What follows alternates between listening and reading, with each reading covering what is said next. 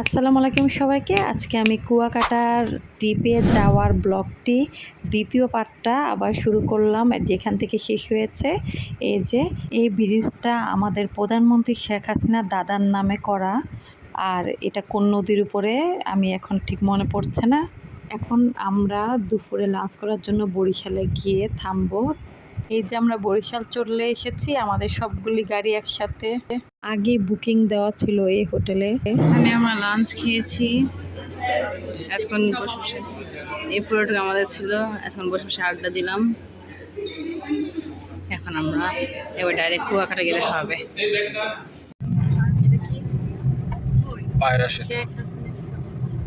এটা কি আবার পটুয়াখালী? হ্যাঁ, পটুয়াখালী তো ঢুকতেছি। পটুয়াখালীতে ঢুকতেছি। হ্যাঁ, এই যে পায়রা সেতু। এটা হচ্ছে শেখ হাসিনার ক্যান্টার। তিনটা গাড়ি একসাথে।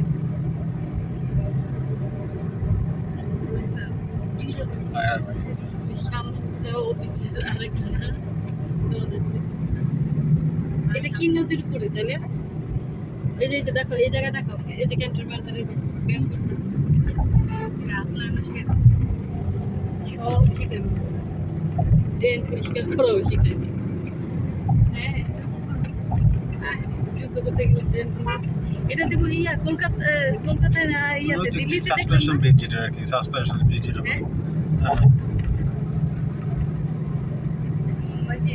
হ্যাঁ, দিল্লিতে দেখছি এটা। না, হাওড়া ব্রিজ ইয়ার মতো, লোহার ইয়ার।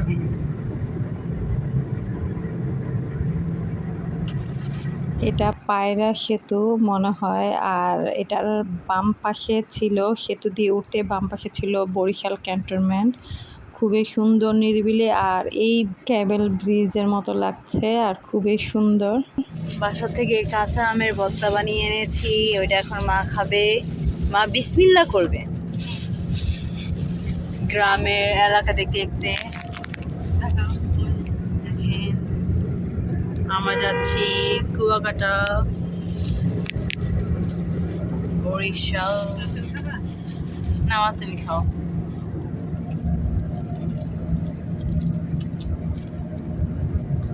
বলো কেমন হয়েছে? হ্যাঁ, ভালো হয়নি তো? রিয়াকশন এরকম দিল। বরিশাল থেকে যখন আমরা কুয়াকাটার দিকে যাচ্ছিলাম, তখন পটুয়াখালী জালকাঠিতে তারা সূর্যমুখী চাষটা করে। আর এত সুন্দর লাগে দেখতে, তো যাওয়ার সময় তো আর থামিনি। আমি বলতেছি আসার সময় আমি ঠিকই নামবো, ছবি তুলবো, ভিডিও করব।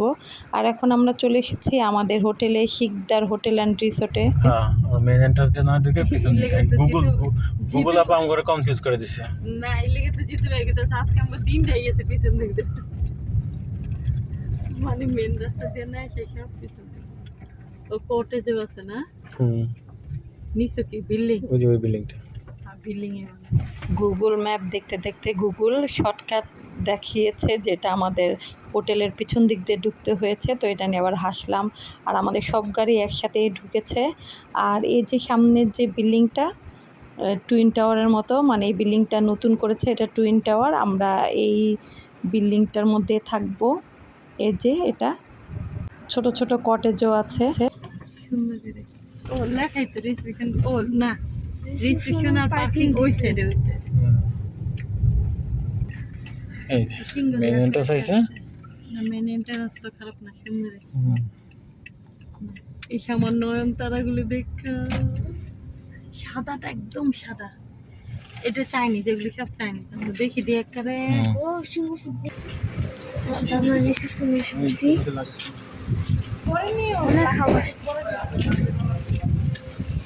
এইটা কেন ধরাই দিল আমারে?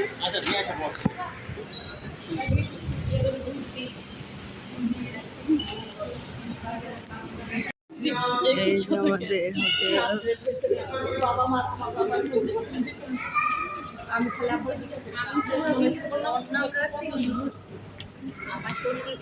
সুবর্ণ, এই সুবর্ণ, আমরা গরমে এখানে বসে, কিন্তু এখন গরম অনেক। পায়ের উপর পা, শুধু পায়ের একটা পায়ের উপর একটা পা তুলতে পারতাম। এখন আমরা যার যার রুমের চাবি পেয়ে গেছি। আর এই যে আমাদের রুম ট্যুর।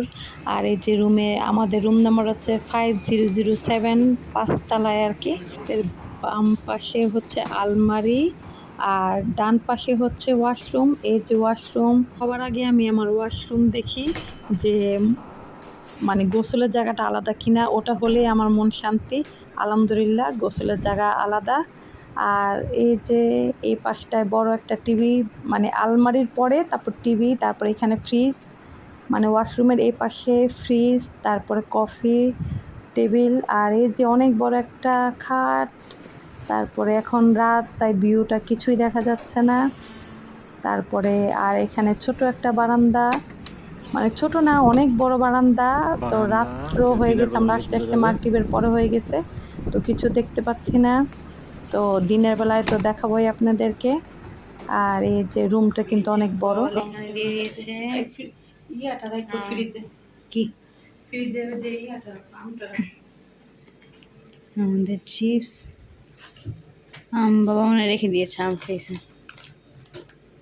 2টা পানি, কফি। বাইরের ওয়েদারটা সেই ঠান্ডা বাতাস চলছে, আয়ার নামাজ পড়ছে। দেখি কই বোঝা যাইতেছে না তো। কয়টা? 7:22। আর সে এখন এই যে সুইমিংয়ে যাওয়ার জন্য রেডি। সুইমিংয়ে যাওয়ার জন্য সে ফুল রেডি, সাথে তার পিতাজিও রেডি।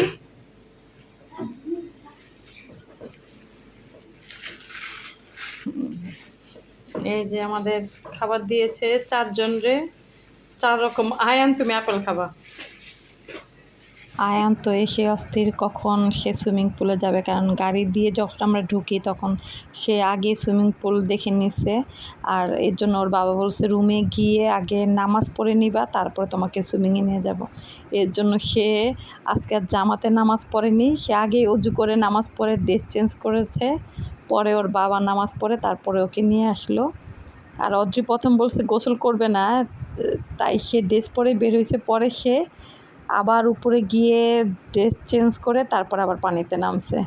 দিক দিয়ে ভালো হয়েছে যে মানে আমরা যে টিপে 17 জন আসছি, সুইমিং পুলে আমরাই, শুধু আমি আর আরেকটা ভাবি নামিনি সুইমিং পুলে। অদ্রির বাবা আয়ান, আর এই যে অদ্রি এখানে, তারপর ভাবিদের সাথে।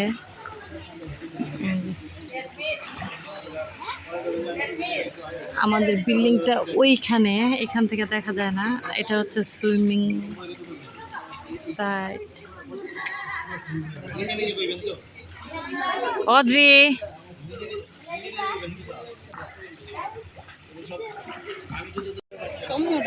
এই যে এখন আয়ানকে থ্রো করবে, আয়ান আবার দিবে বাবাকে, নাকি না বাবাকে না, আরেকটা আয়ান 1কে দিবে। এই তো গুড, ভেরি গুড। আসো, সামনে হবে না, মাথা এইভাবে এইভাবে অদ্রি চোখ লাল হয়ে যাবে, তুমি বেশি ডুব দিও না অদ্রি, তোমার চোখ লাল হয়ে যাবে। মাথা কাট, মাথা কাট। সুইমিং পুলের লাস্ট টাইম ছিল 10টা, আর আমরা তো সেই 7:30 বাজে নেমেছি। 10টা বাজে তারপরে উঠেই সবাই ফ্রেশ হয়ে তারপরে যে রাতের ডিনার খেতে আসলাম। এটা স্পেশালভাবে আমাদের জন্য এসেছে, খাওয়া শুরু করে দিয়েছে। এভাবে করে খেতে হয়। কিভাবে খেতে হয়, ঢোপটা কিভাবে গিলতে হয় এটাও শিখি। নানটি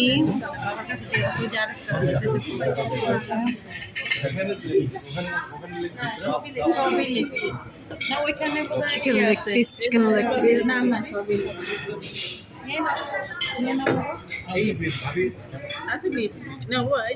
এই যে মা আমাকে বেড়ে দিচ্ছে, আজ একটু সুবিধা পেয়ে গেলাম, বেশি নিয়ে ফেলেছি।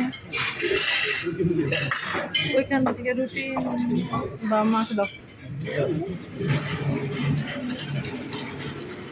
ওকে রুটি দাও তো। আচ্ছা না, এই যে সাইড প্লিজ।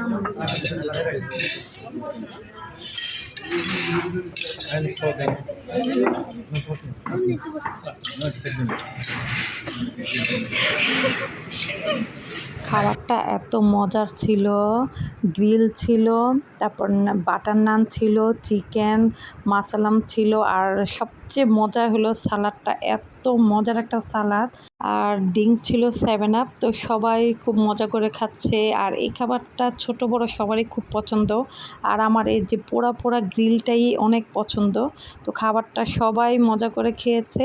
আর আজকের এই ব্লগটি যদি আপনাদের কাছে ভালো লাগে অবশ্যই লাইক কমেন্ট ও শেয়ার করবেন, আমাদের পাশে থাকবেন, আর পরবর্তী ব্লগটি দেখার জন্য আমন্ত্রণ রইল। ভালো থাকবেন, সুস্থ থাকবেন, আসসালামু আলাইকুম।